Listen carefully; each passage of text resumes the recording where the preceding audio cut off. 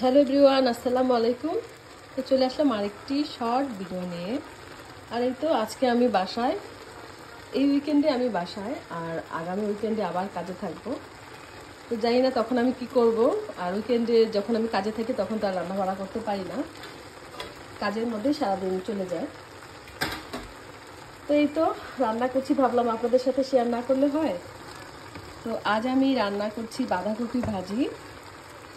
আমি হালকা মশলা দিয়েছি এখানে সিদ্ধ করার জন্য, হালকা একটু হলুদ, হালকা একটু মরিচের গুঁড়া আর লবণ দিয়ে এটা সিদ্ধ করে নিচ্ছি। আর গাজর কুচি দিয়েছি একটু, তাহলে একটু কালারফুল হয়, খেতেও ভালো লাগে।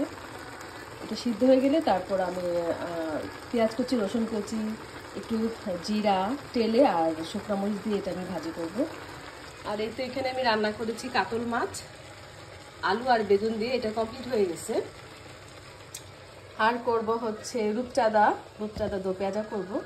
এটা বাচ্চারা খেতে চায় না, তারপরে করলাম যদি ওরা খায়।